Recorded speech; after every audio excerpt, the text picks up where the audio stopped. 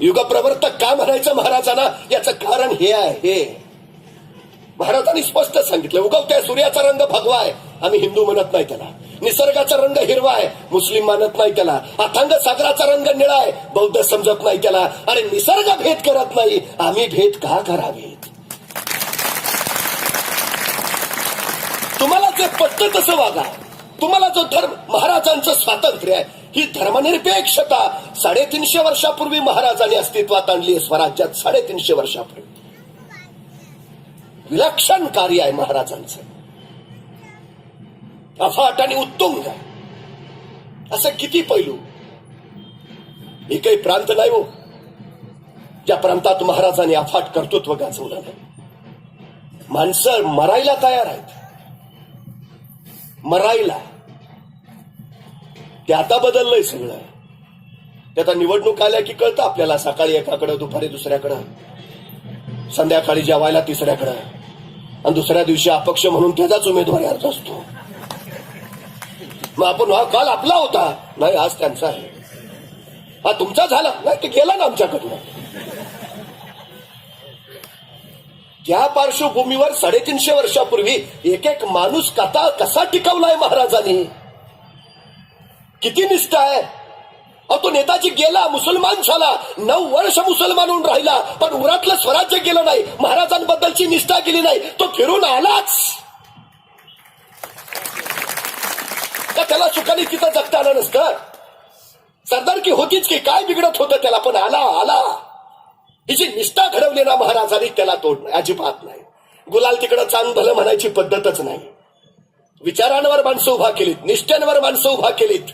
हे महाराजांचं सगळ्यात मोठं वैशिष्ट्य आहे, सगळ्यात मोठं. महाराज एखादी मोहीम काढायचे आणि तानाजी म्हणायचा, राज आपण जातो, आपण लढतो राज.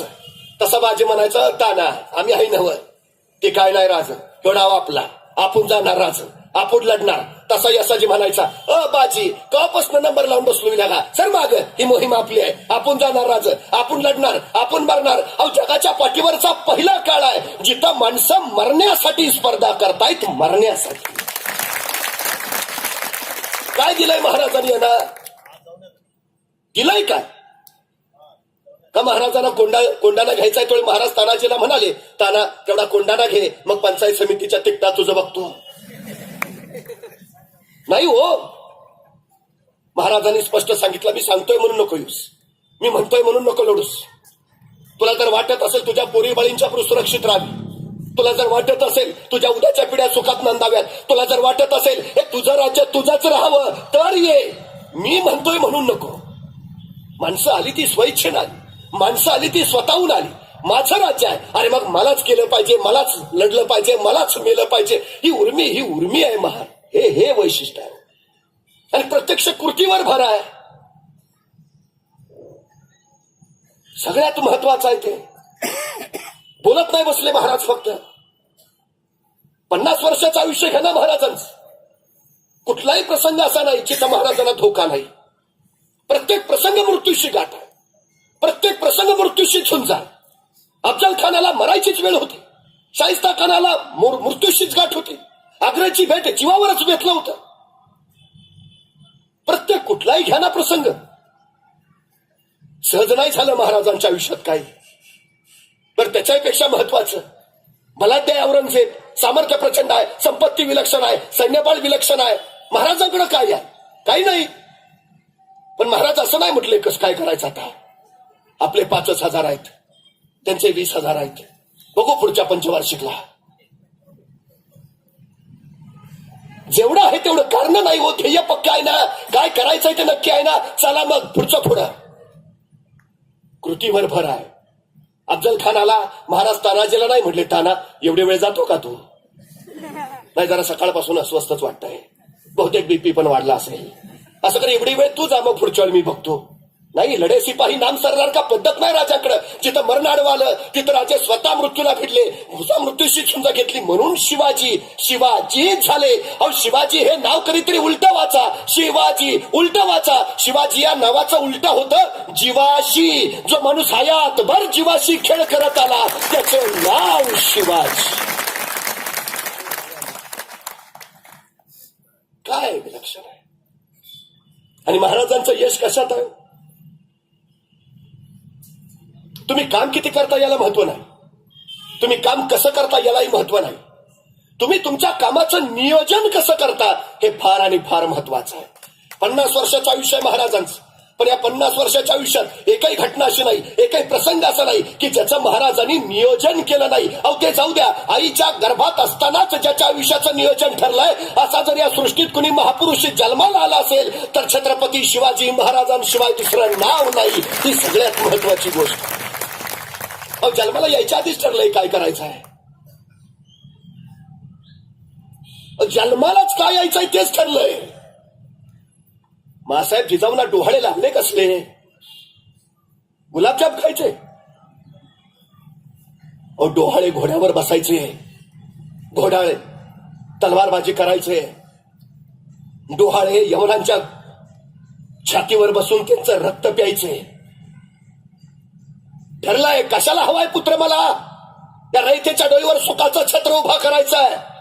का जन्माला यायचंय तू? हे करायला यायचंय. बस मला बाकी कळत नाही. 50 वर्षाचं आयुष्य आहे महाराजांचं. एकही घटना नाही हो, एकही घटना नाही ज्याचं महाराजांनी नियोजन केलं नाही. महाराजांच्या आयुष्यात एक आणि एकमेव घटना ज्याचं महाराजांनी नियोजन केलं नव्हतं ती म्हणजे महाराजांचा मृत्यू. फक्त त्याचंच नियोजन नव्हतं, बाकी प्रत्येक घटनेचं नियोजन केलंय. एक साधी गोष्ट सांगतो. 10 नोव्हेंबर 1659 महाराजांनी प्रतापगडावर अफजल खानाचा कोतळा बाहेर काढला. अफजल खानाचा कोतळा बाहेर काढायला महाराजांना फक्त 2 मिनिटं लागली, फक्त 2 मिनिटं. पण या 2 यशस्वी मिनिटासाठी महाराजांनी तब्बल 1 वर्ष नियोजन केलं होतं, तब्बल 1 वर्ष. शिवाजींना जिंदा मुर्दा पेश करतो अशी कसम खाऊन विजापुरातून अफजल खान 40,000 फौजांशी निघाला आणि महाराजांच्या नियोजनाला आरंभ झाला. महाराजांनी आपल्या हस्तकान करवी अफजल खानाचा हत्ती विष देऊन मारला. हत्ती कसा मेला हे खानाला कळालं नाही, पण तत्कालीन काळात स्वारीवर निघालेल्या सरदाराचा हत्ती मरणं म्हणजे प्रचंड मोठा अपशकुन. हत्ती मेला, त्याच्या सैनिकांचं जे मानसिक खच्चीकरण झालं, आता काही खरं नाही, संपला विषय. अफजल खान मेला तरी परत त्याचं सैन्य वर आलं नाही. अहो ते जाऊ द्या, या हत्ती प्रकरणामुळे अफजल खानाचा एवढा खचला होता, परत येतोय का नाही खात्री नाही. त्यांनी जातानाच आपल्या 60च्या 60 बायकांचे मुर्दे पाडले. येऊ शकत नाही. पराभव पहिल्यांदा रणात होत नाही, पराभव पहिल्यांदा मनात होतो.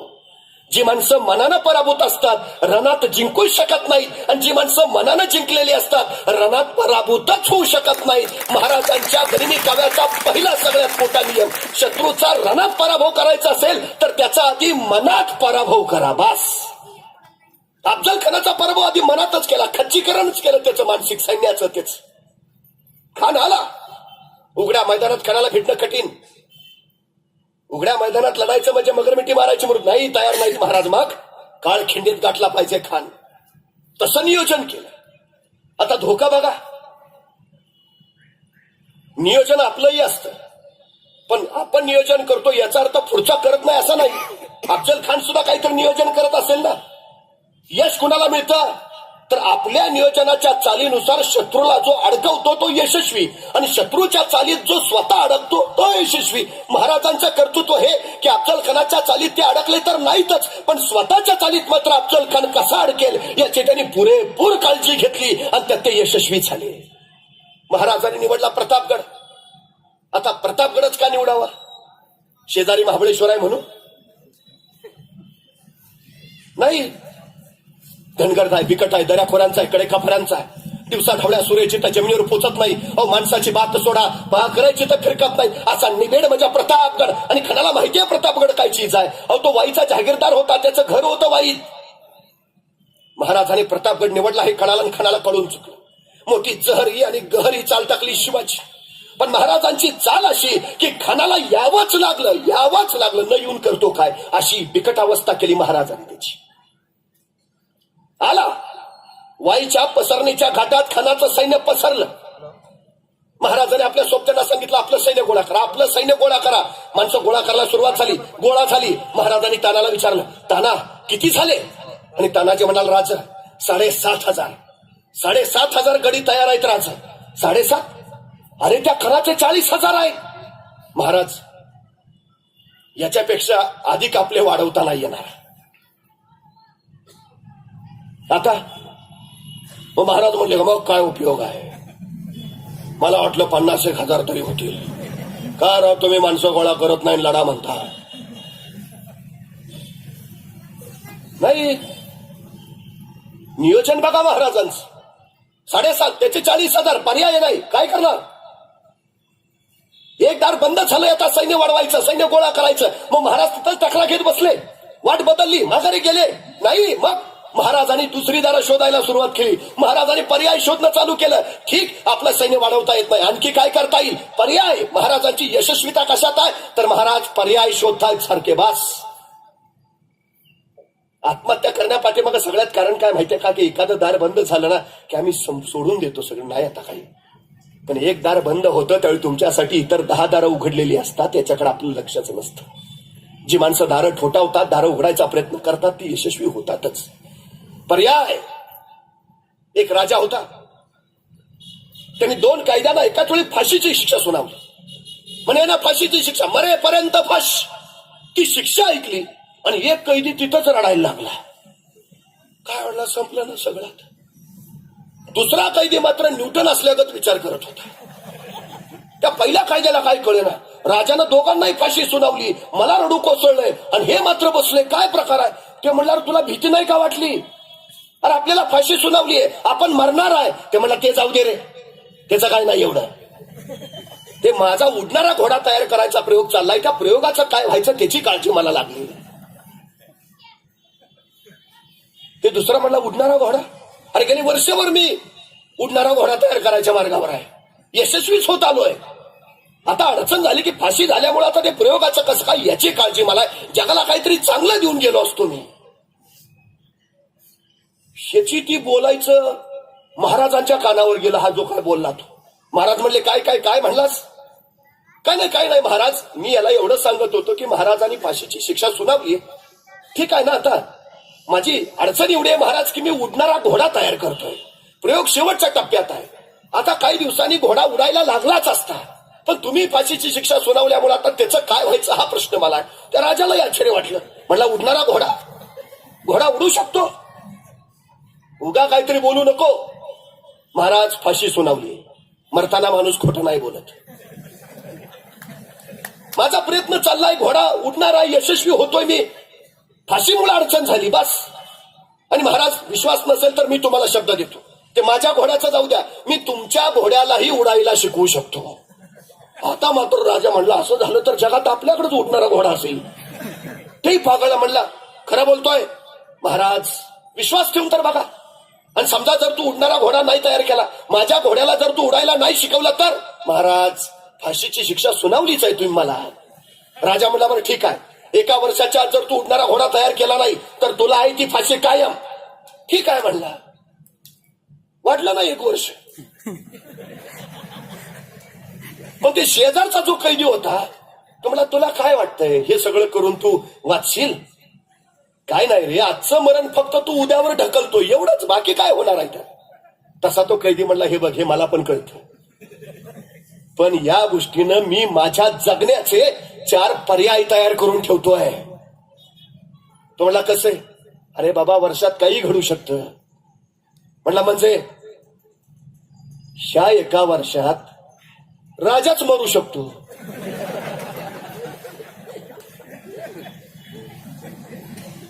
आणि नाही राजा मेला तर ह्या 1 वर्षात मी नैसर्गिक मरू शकतो. आणि तू पण नाही मेला तर ज्या घोड्याला उडायला शिकवायचा आहे तो घोडा मरू शकतो. आणि तोही नाही मेला तर ह्या वर्षात घोडा खरंच उडू शकतो.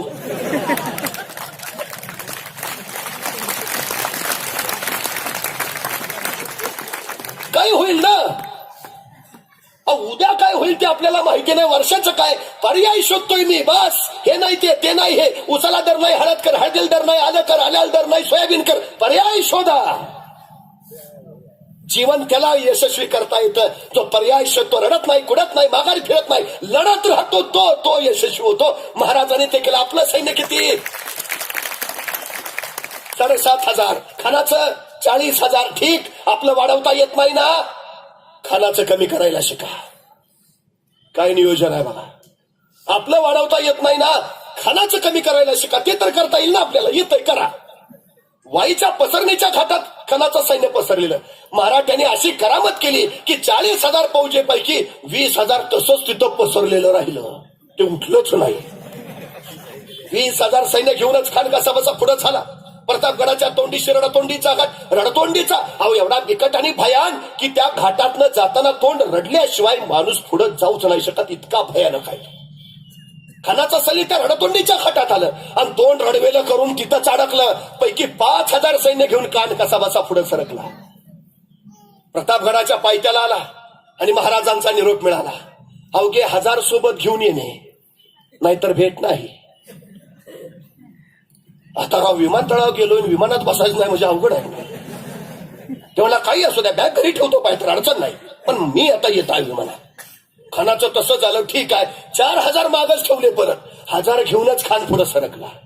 प्रतापगडाच्या पायथ्याला महाराजांनी छावणी उभारलेली, तिथं भेट होणार आहे. महाराज भेटायला कुठून येणार आहेत? प्रतापगडावरून खाली येणार आहेत. खानाची छावणी खाली. महाराजांनी भेटीचा वक्त ठरवला बरोबर दुपारी 12:35. आता 12:35 का? सूर्य बरोबर डोक्यावर येतो. आता सूर्य डोक्यावरच का? तर राजे गडावरून निघाले. सूर्याच्या त्या लख्ख प्रकाशात खानाची छावणी स्पष्ट दिसावी, पण खानानं जर राजांकडे बघायचं म्हटलं तर सूर्याची किरणं त्याच्या डोळ्यात घुसावी, त्याला काही दिसू नये. नियोजन बघा. वक्त बरोबर 12:35 आणि त्याच वक्ताला राजाने गड सोडला. आता सोबत कोण घेतलं? तानाजी, बाजी, येसाजी, कोंडाजी, कडतोजी, चला सगळेच येऊ भेटून. नाही, इथं तानाजी नाही, बाजी नाही, येसाजी नाही, कोंडाजी नाही, कडतोजी. मग घेतला कोण? घेतला जिवा महाला. का? दांडपट्ट्या चालवतो हो, पण तोच का? अहो समोर सय्यद बंडा आहे, त्याच्याशी झुंजायचं तर हवा फक्त जिवा. सोबत घेतला जिवा महाला. आणखी संभाजी कावजी कोंढाळकर, तो का? हत्तीसारखा धिप्पाड आहे हो, पण तो का? अफजल खान तसाच आहे. आखाड्यात पहिलवान उतरवायचे झाले तर एकाच गटाचे असावेत, तर कुस्ती रंगतीये. माणसाची निरख आणि माणसाची पारख बघा. या दोघांबरोबर आणखी 8 जण घेतले आणि महाराज 10 अंगरक्षक घेऊन पुढे निघाले. महाराजांनी जातानाच प्रत्येकाला नियोजन समजून सांगितले, प्रत्येकाला जबाबदारी वाटून दिली.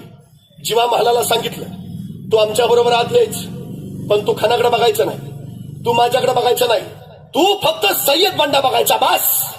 संभाजी कावजीला सांगितलं, तू खाली यायचं, पण तू आमच्या बरोबर शामेनात आत नाही यायचं. तू शामेनाच्या बाहेर, तू बाहेरून माझ्याकडे बघायचं नाही, खानाकडे बघायचं नाही.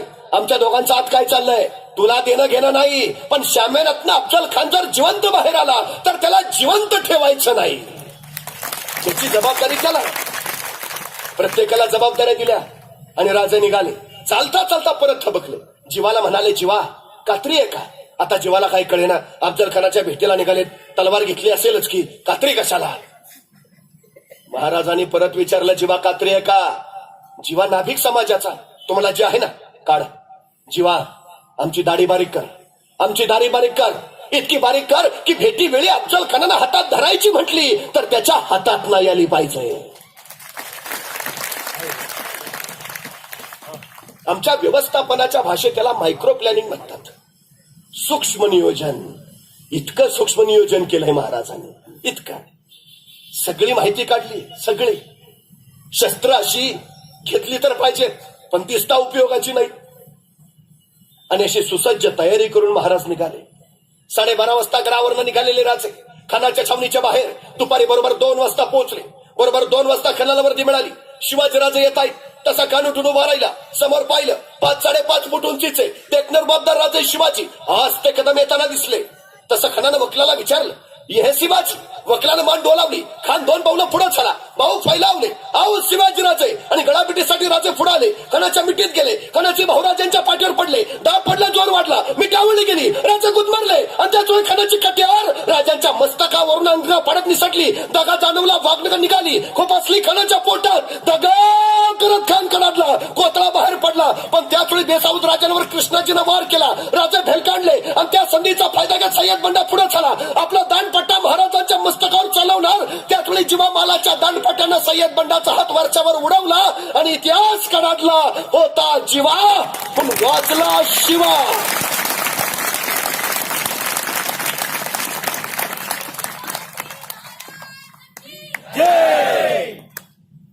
एक विचार करायचा इथं, जीवा महाला एक सेकंद उशीर करता तर फार नाही, एक सेकंद फक्त, तर जीवा महालाच्या दांडपट्ट्यानं सय्यद बंडाचा हात छटला जायच्या ऐवजी सय्यद बंडाच्या दांडपट्ट्यानं महाराजांचं मस्तक छटलं गेलं असतं. आणि मग कळतं या खणाच्या प्रसंगात महाराजांनी जीवा महालाच का घेतला सोबत, तोच का, याचं उत्तर इथं आहे. मी जाणीवपूर्वक विधान करतो, आपल्या 50 वर्षाच्या कारकिर्दीत महाराजांनी एक चाल परत नाही वापरली आणि एक माणूस तोही पुन्हा नाही वापरला. सगळं चरित्र काढून बघा, एक चाल परत नाही.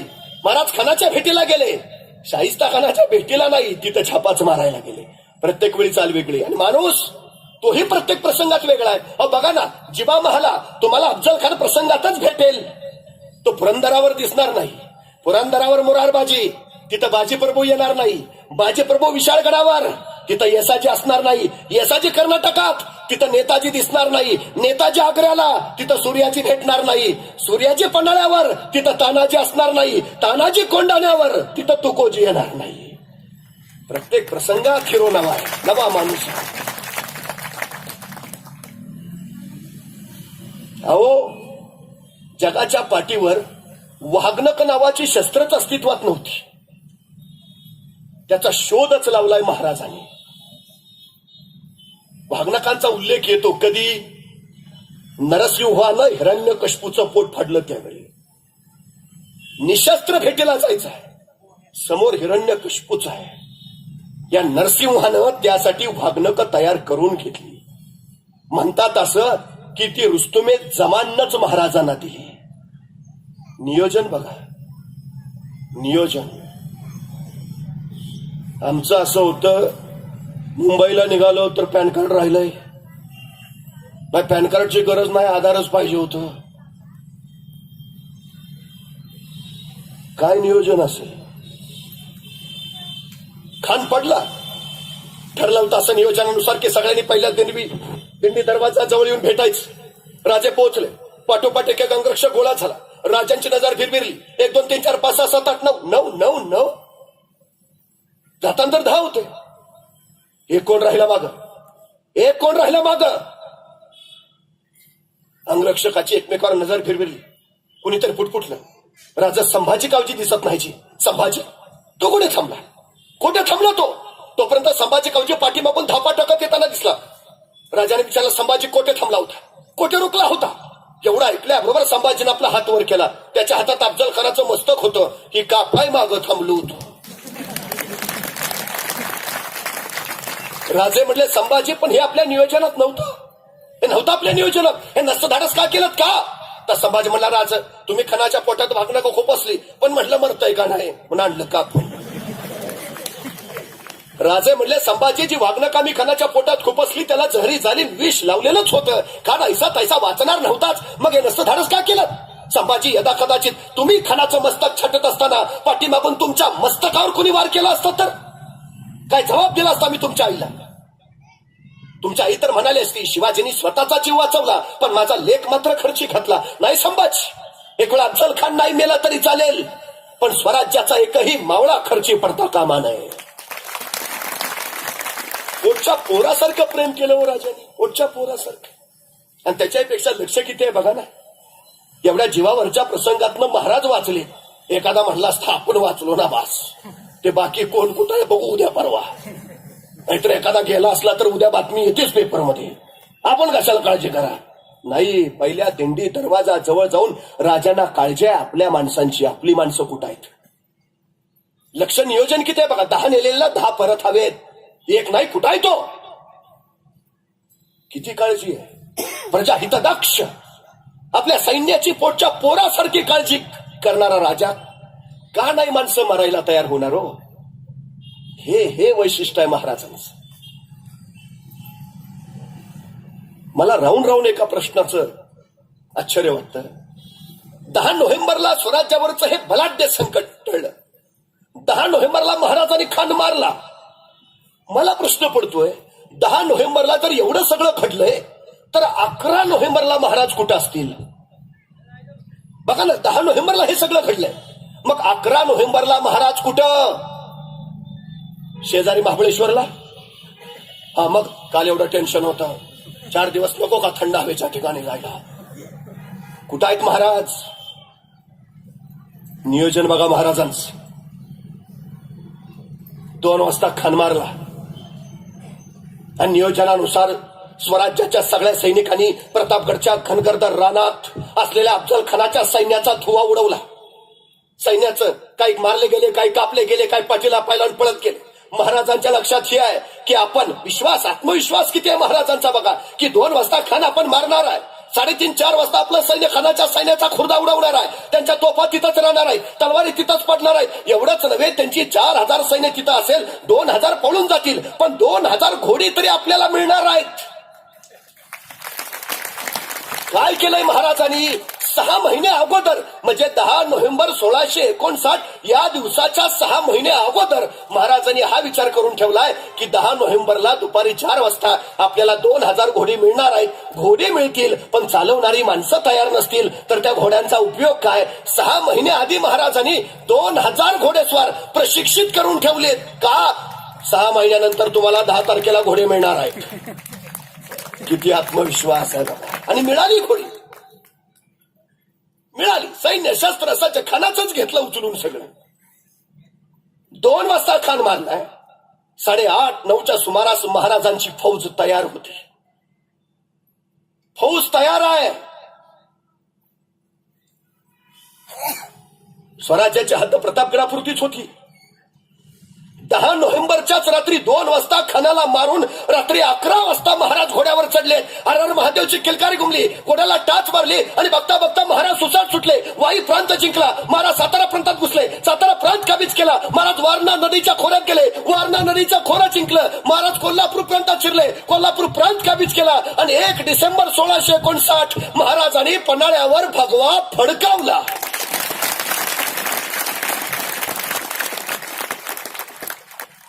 10 नोव्हेंबर ते 1 डिसेंबर 20 दिवसामध्ये, पुण्यापुऱ्या 20 दिवसामध्ये 200 किलोमीटर आणि 18 किल्ले एवढा प्रांत महाराजांनी काबीज केला. विजयाचा एक उन्माद पुढच्या कैक लढतींसाठी प्रेरणा देणारा ठरतो. अफजल खानावरचा विजय प्रेरणा म्हणून वापरला. अफजल खानाची हत्यारं स्वराज्य संवर्धनासाठी वापरली आणि महाराजांनी 200 किलोमीटरचा प्रांत जिंकला. काय नियोजन आहे बघा. आमच्या पोरांची 10वीची परीक्षा झाली तरी पोराला सांगतो, आता महिनाभर आपल्याला काय बोलायचं नाही.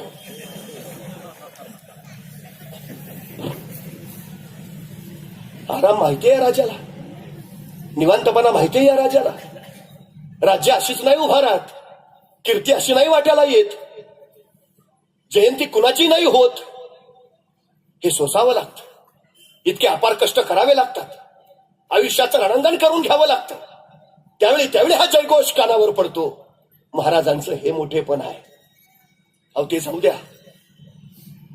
काशीबाई महाराजांच्या पत्नी मृत्यूशय्येवर आहेत आणि या राजा पत्नीला मासाहेब जिजाऊनी विचारलं, काशीबाई तुमची काही शेवटची इच्छा असेल तर सांगा. तेवढ्या काशीबाई म्हणाल्या, आमची शेवटची इच्छा एकच, मरण्यापूर्वी फक्त एकदा राजांचे पाय नजरेस पडावेत. काय शेवटची इच्छा? मरण्यापूर्वी फक्त एकदा राजांचे पाय नजरेस पडावेत. कारण याच्या आधी ते कधी नजरेस पडलेले? लग्नात राजांबरोबर सप्तपदी चालताना.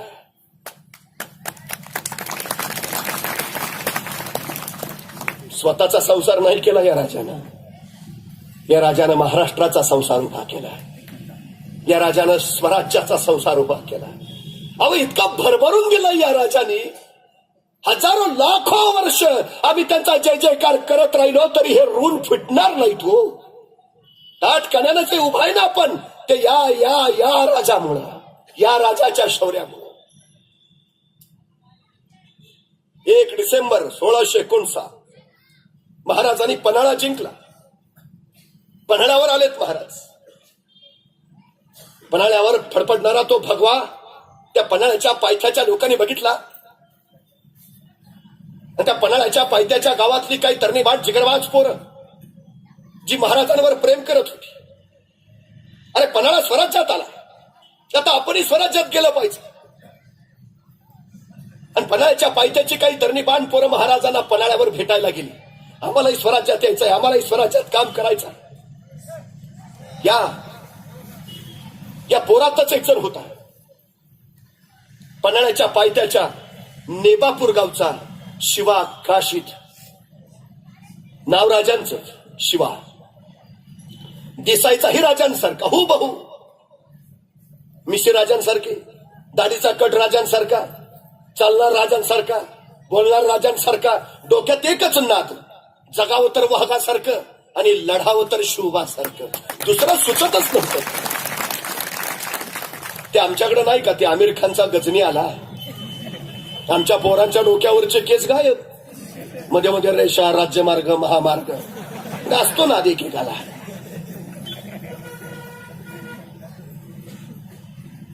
नुसती दाढी वाढवून उपयोग नाही हो, विचार वाढले पाहिजेत, कृती वाढली पाहिजे. हा शिवा त्यातला आहे, स्वराज्यात आलाय. राजांच्यानी त्याची पहिली भेट डिसेंबर महिन्यातली. आयुष्यात दोघं पहिल्यांदा एकमेकाला भेटताय, पहिल्यांदा एकमेकांच्या समोरासमोर येत आहे, पहिल्यांदा शिवा काशीद महाराजांना भेटतोय आणि स्वराज्यात येतोय डिसेंबर महिन्यात. आणि फेब्रुवारीमध्ये सिद्धीचा वरचा वेढा पडला. 65,000ची चेरबंद फौज आजगरला विळका घालावी तशी पन्हाळ्याला विळका घालून बसली. सिद्धी हिलाल सिद्धी भावांना सोबत घेऊन नेताजी पालकरनं पन्हाळ्यावर छापा मारला, पण बळ तोकणं पडलं. पराभव झाला, नेताजी परतला आणि राजाला कळून चुकलं. शक्तीपेक्षा युक्तीचा वापर केला पाहिजे. त्या दिवशी राजाने बोलावणं थाडलं. नव्यानं स्वराज्यात आलेल्या हुबहू आपल्यासारख्या दिसणाऱ्या शिवा काशीदला. शिवा येताच आला. राजा बोलावणं धाडलंच. हो शिवा, शिवा तो आमच्यासारखा दिसतो असं मी खूप ऐकून आहे. शिवा आज आम्हाला प्रत्यक्ष बघायचा. तसा शिवा हरकला. राजा तालोजी झपाट्यानं आत केला, राजांचा वेश प्रदान केला, राजांचा जिरोटप मचर चढवला आणि राजांसारखाच मिशाला पीळ मारित राजांच्या सामने आला. राजा कसा दिसतो जी आणि बघत राहिले राजे. शिवा शिवा, अरे आरशात आमचाच प्रतिबिंब पाहिल्याचा भास होतो. शिवा कायचा नाही. आणि स्तब्ध निस्तब्ध झाले राजे. शिवा तुला कसं कळलं, तुला कसं कळलं? आम्ही तुला आमचं रूप देऊन सिद्धीच्या भेटीला पाठवणार ते. तसा शिवा म्हटला, राज एवढं दिस तुमच्या संगती राहिलो तो काय उगाव आहे. तुमच्या काळजाचं ठोकं बी काय सांगतात ते कळतं आम्हासनी. राज राज राज त्या की इडा जातो की लढतो की भेटतो की जाऊन त्या सिद्धीला. तसे राजे सरदिशी पुढे चाले. शिवाला कडकडून मिठी मारली आणि राजांच्या डोळ्यातला एका अश्रू शिवाच्या पाठीवर पडला. अशी कौतुकाची थाप कधी कुणाच्या पाठीवर पडलीच नव्हती. ते भाग्य शिवाच्या वाट्याला आणि त्याच वेळी चाल ठरली. राजाने सिद्धीला निरोप धाडला. आम्ही तह करला तयार आहे. सिद्धी आनंदला आखिर आई गया तो कनका चूहा सिकंजे गए, अब दिखाएंगे उसे. अल्लाह ताला की मेहरबानी से बेरात का जश्न होगा. आखिर शिवा ही गया पंजे में. बस अब फिकीर कैसी. सिद्धी गाफील झाला. सैन्य बेसावत, वेडा ढिला पडला आणि याच ढिलाईचा फायदा राजाने उचलला. बाजी प्रभूंना संख्येला घेतलं आणि राजे विशाळगडाच्या रोखानं निघाले. त्या पावसाळ्या किर्र रात्रीत राजे पन्हाळ्यावरनं विशाळगडाकडं. पण त्याच वेळी राजांचं रूप घेतलेला शिवा काशीद निघाला सिद्धीशी तहाची बोलणी करायला. सिद्धी वाटच बघत होता. त्याच वेळी पालखी येताना दिसली. सिद्धी पुढं झाला. आओ शिवाजीराजे. पालखीचा पडदा सरकला. हास्ते कदम राजे शिवराय खाली उतरले. सिद्धी पुढं झाला. चलिये राजे. आणि राजांची पावलं शामिनाच्या दिशेनं पडू लागली. पण त्याच वेळी 2 संशयी डोळे रोखले गेले होते शिवाजी राजांवर. राजांचं पाऊल शामिनातून आत पडणार त्याच वेळी ते 2 संशयी डोळे पुटपुटले. ये शिवाजी नाही हो सकता.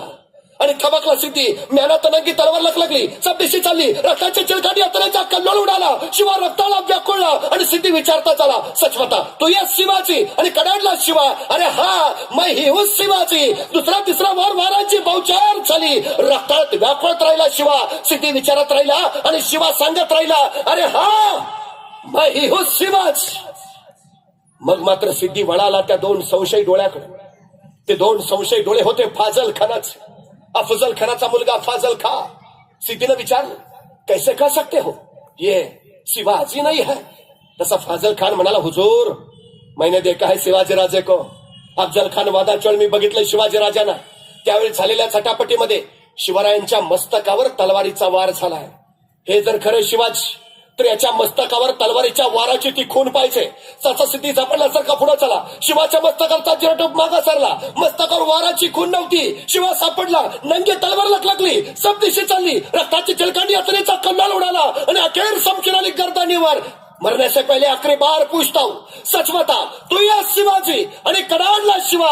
अरे जन्माला जरी शिवा काशीत म्हणून असलो तरी मरताना शिवाजी महाराज म्हणून मरतोय. हे वाक्य काही कमी आहे? अरे या शिवाची छाती तुला फोडता आली नाही. माझ्या राजाची पाठ तू काय धरणार? सोडून दे फाप.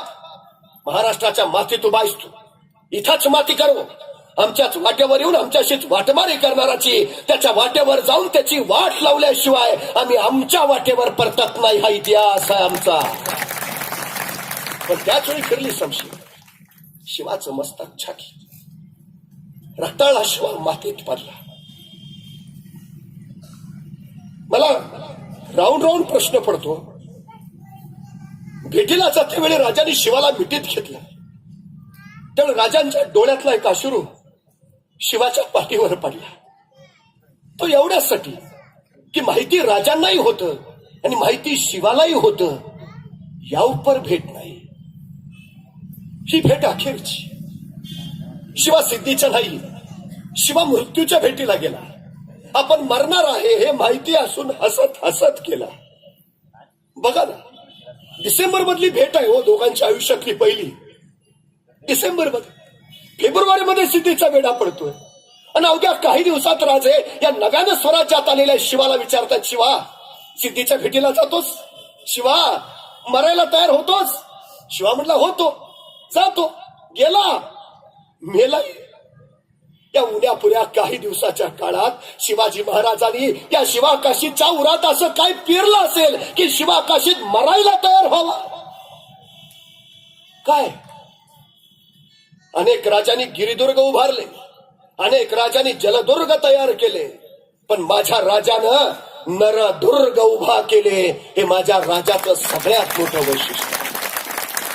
कुणी घ्या, तानाजी बाजी, येसाजी, कोंडाजी, कडतोजी, प्रत्येकाचं आयुष्य सांगतं कसं जगावं आणि कसं मरावं. नॅशनल कॅरेक्टर्स पैदा केलीत महाराजांनी. राष्ट्रीय चारित्र्य घडवलंय महाराजांनी.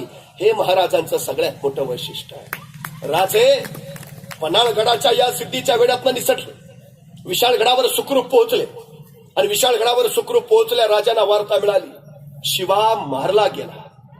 आणि राजे व्याकुळले, ताडकन कडाडले, आम्हाला जायला हवं. माणसं अचंबित झाली, महाराज कुठं? आता तर मृत्यूच्या जबड्यातनं सुटला, आता सिद्धीच्या वेळातनं सुटला, आता कुठं? पन्हाळ्याकडे.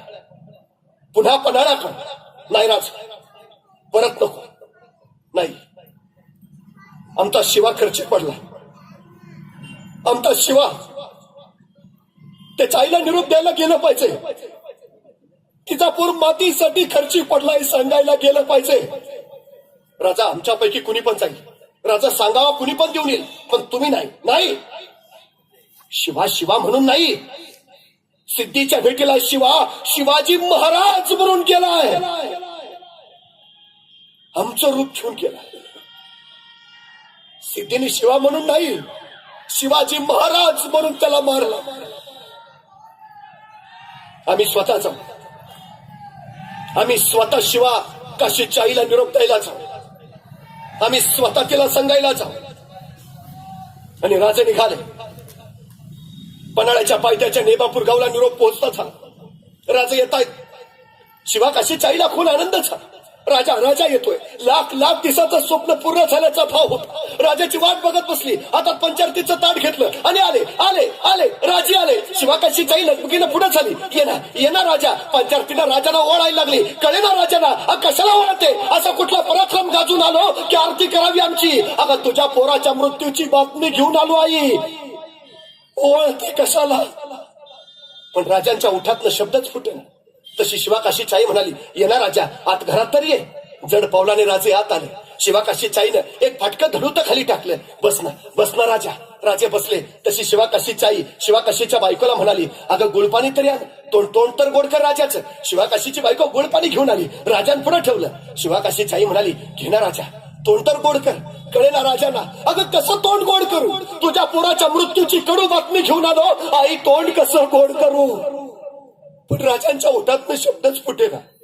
तशी शिवाकाशीची आई म्हणाली, राजा एक सांगू का. राजे म्हणले, बोल. अरे येड्या, वाट वाकडी करून काय रे आलस इकडं. पहिल्यांदा तुझ्या आऊकडे जायचं. जिजाऊंना भेटायचं. अरे 6 महिने तुझ्या वाट्याकडे डोळं लावून बसली असेल ती. तिकडे जाऊ पहिले. माझ्याकडे का रे आलास. तसे राजे म्हटली, आई अगं तू सुद्धा माझी जिजाऊच की ग. तसं नवरा राजा. पण आईची माया तुला नाही कळायची. अरे 6 महिने तुझ्या वाट्याकडे डोळं लावून बसली असेल तिच्याकडे जावं पहिले. तसे राजे म्हणले, आई अगं एक शिवा गेला पुन्हा दुसरा शिवा तुझ्या भेटीला आला. तुझा शिवा मातीसाठी खर्ची पडला. आई तुझा शिवा देशासाठी गेला. तशी शिवाकाशीची आई म्हणाली, हे काय मला ठावं नाही वे राजा. आणि चमकलं राजा. अरे तुला कसं कळलं.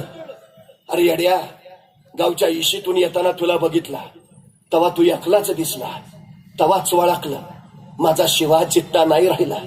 अरे माझा शिवा चित्ता असता तर आता तुझ्या संगती आपल्या आईला भेटायला नसता ना. खरे ना राजा. म्हणजे तुझा शिवा जिवंत नाहीये माहिती असून आई तू मला पंचारतीनं ओळायला आलीस. आई तू माझं आनंदाने स्वागत करत राहिलीस. तुझा शिवा गेला हे माहिती असून तू माझं तोंड गोड करतेस. धन्य धन्य आई. देशासाठी गेला, मातीसाठी गेला पोर तुझ.